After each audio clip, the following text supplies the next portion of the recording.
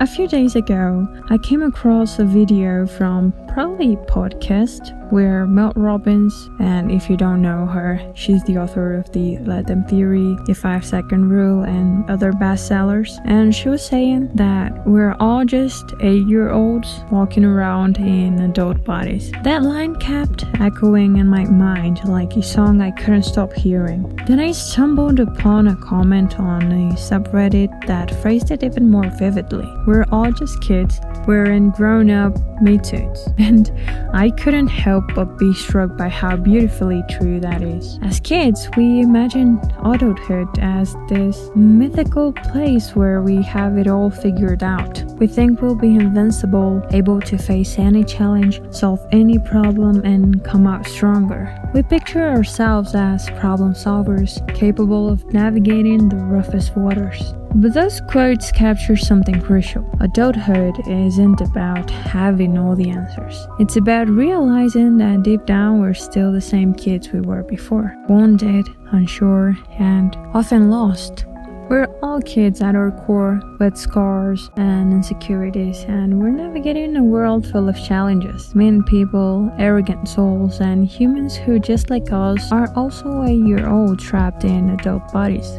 The difference here is that some of us realize that this period between our teens and 40s is a journey of transformation, a metamorphosis of thought, perspective, and mindset. It's a period full of challenges, battles, and constant self-reflection. The funny thing is, you don't even notice when you're becoming an adult. It just happens. One day you wake up and you're an adult, whether you like it or not. You find yourself paying your own bills, looking out for your future, and trying to better yourself every single day. It's a daunting process because, let's be real, life doesn't come with an instruction manual. There's no guide for solving the endless parade of problems that pop up in your life. You just have to figure it out on your own and find your own way to solve them. And this is where the real divide happens between the emotionally intelligent adults, let's say, and those who are still 8-year-olds in grown-up me-toos. How do you handle your problems? Do you lash out in anger like you did when your mama didn't give you what you wanted? Do you avoid difficult conversations because of unresolved childhood wounds?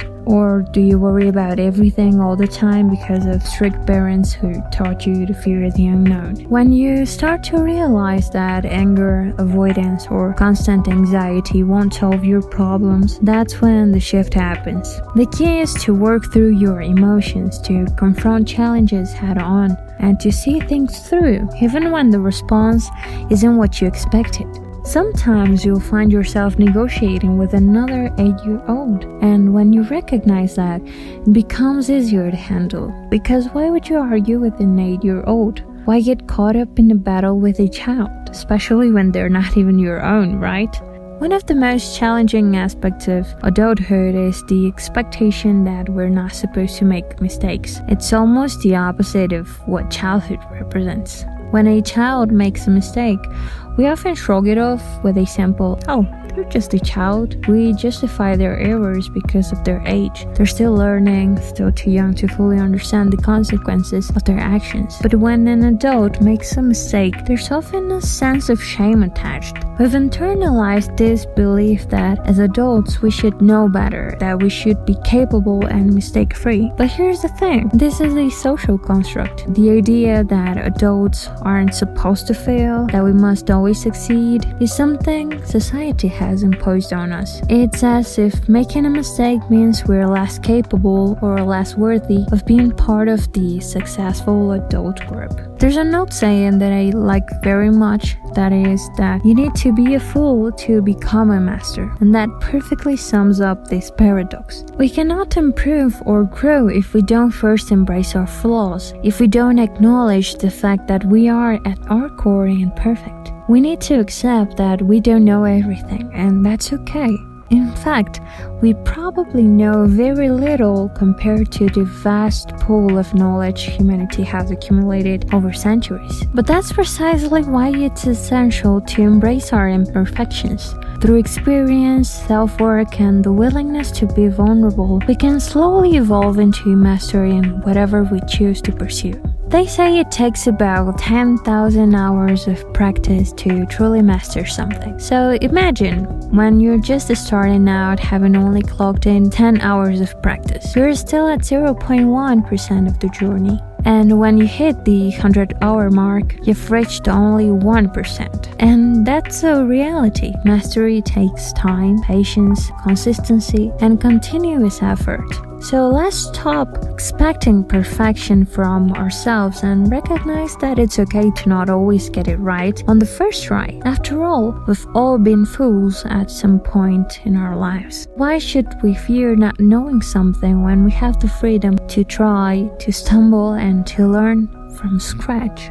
And well, we're all expected to know it all, but in reality, we often realize we don't know anything. It's frustrating and it's exhausting when you realize that you're just trying to fit into a mold someone else decided for you. One of the hardest emotions to work through is frustration, because it has so many roots and probably all connected to our childhood experiences. As we said before, it's okay to make mistakes as long as you're eager to learn and grow from them. But here's the kicker. Sometimes it's not just about dealing with your own frustration, it's about dealing with other people's frustrations too. People who project their own frustrations and disappointments onto you. And let's be honest, I'm sure you've done this yourself at some point, because as humans, we learn by example and we've all been on the receiving end of it. If someone finds relief in responding with anger for no reason at all, just for the sake of it, we might just feel justified in doing the same to others. And right here is the root of why hierarchy in adulthood can feel so difficult to navigate and deal with, because too often adults lack communication skills and the ability to separate their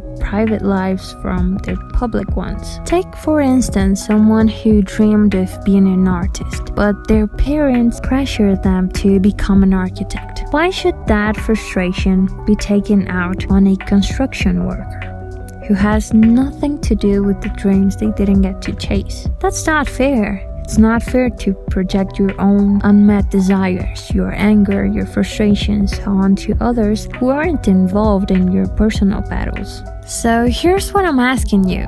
I'm calling you out. Stop being mean to people who don't deserve it, who have nothing to do with the root of your real problems. Stop being the kind of person who takes their anger out on others. Let's do better. Let's make peace. And if you're a person who's already aware of this issue and you're not trying to be like them, but instead trying to be kind in a world that often rewards you with harsh words, please just keep being that way. Don't give up, because this world needs more kindness and tolerance these days more than ever. So I truly appreciate that, and thank you for being that way, stranger. And I think another thing that we often forget is practicing self-compassion, telling yourself that it's okay if you're not exactly where you wanted to be right now. It's easy to fall into the trap of comparison, especially through social media, because no one really wants to share their problems or frustrations online. Some influencers might do it, but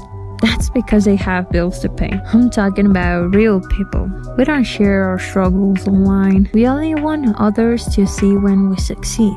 And that's okay too. Why would you want to share a problem that only involves you? It's okay, but we need to remember that not everything we see online is what it seems. Oh look, they're living in another country. Oh look, they're having kids and being successful. Oh look, they're working out every day. I wish I was like them, and blah blah blah.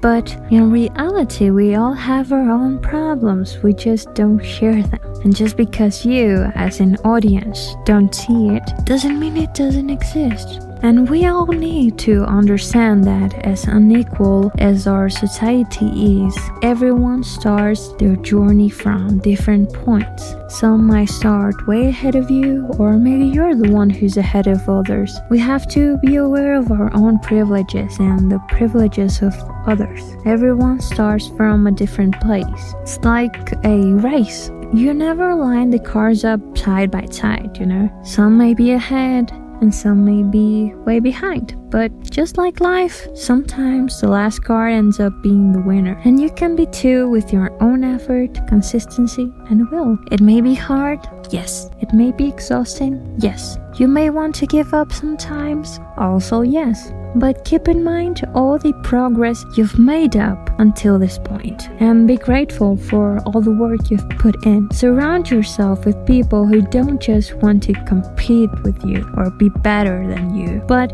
with people who want to grow alongside you, hand in hand, whether it's a loved one, a friend, a parent, or a colleague. Teamwork, you know? So here we end the video. I never know how to conclude my thoughts, but you know, don't compare yourself to others. Be grateful for all you've accomplished, even the smallest things. Don't be mean and don't feel ashamed when you don't know something, because we all have areas where we know little to nothing. And that's okay. We can all learn from scratch and be the fools we need to become the masters we want to be. Don't focus on the fool itself, but on the person that fool is becoming. Until next time.